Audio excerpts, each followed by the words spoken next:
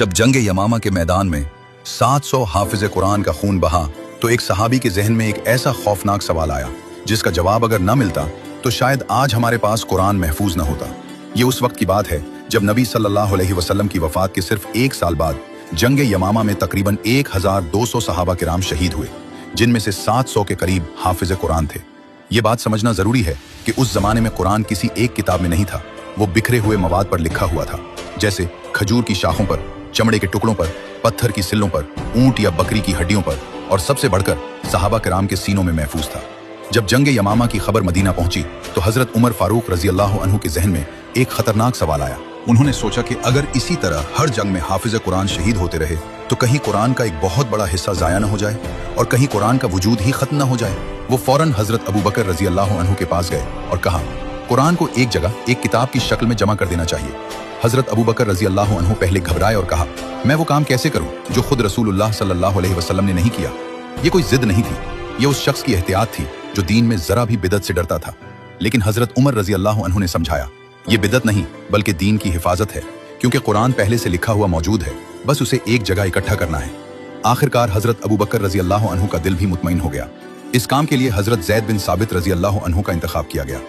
हजरत जैद रजी अल्लाह अन्हु कातिब वही थे, यानी नबी सल्लल्लाहु अलैहि वसल्लम के सामने कुरान लिखते थे। वो हाफिज कुरान भी थे।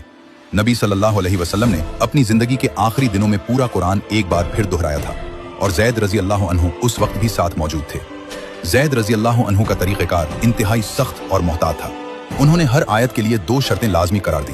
पहली शर्त यह थी कि वो आयत नबी सल्लल्लाहु अलैहि वसल्लम के जमाने में लिखी हुई मौजूद हो, यानी कोई शख्स घर जाकर खुद से लिखकर न ले आए, बल्कि वो कागज, हड्डी या चमड़ा सामने रखो जिस पर उस वक्त लिखा गया था जब नबी सल्लल्लाहु अलैहि वसल्लम जिंदा थे। दूसरी शर्त यह थी कि कम से कम 2 सहाबा गवाही दें कि हमने ये आयत खुद अपने कानों से नबी सल्लल्लाहु अलैहि वसल्लम की ज़बान मुबारक से सुनी है। इन दोनों का एक साथ होना जरूरी था, तब जाकर वो आयत कुरान में शामिल की जाती थी। इस पूरे अमल में एक बहुत दिलचस्प वाकया पेश आया। जब सूरत तौबा की आखिरी 2 आयात की बारी आई तो पूरी तलाश के बावजूद वो आयात सिर्फ एक सहाबी हजरत अबू खुजैमा अंसारी रजी अल्लाह अन्हु के पास लिखी हुई मिली। अब मसला ये था कि शर्त 2 गवाहों की थी और तहरीर भी सिर्फ एक के पास थी। लेकिन यहाँ एक खास बात याद आई। नबी करीम सल्लल्लाहु अलैहि वसल्लम ने खुद अपनी जिंदगी में हजरत अबू खुजैमा रजी अल्लाह अन्हु की गवाही को 2 आदमियों की गवाही के बराबर करार दिया था।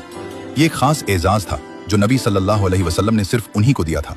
इसलिए उनकी अकेली गवाही और तहरीर को काफी समझा गया और वो आयात कुरान में शामिल कर दी गई। बाद में हजरत उस्मान रजी अल्लाह अन्हु ने हजरत हिफ्सा रजी अल्लाह अन्हा से कुरान का वो असल नुस्खा मंगवाया और उससे कई नकलें तैयार करवाकर मुख्तलिफ शहरों में भेज दी।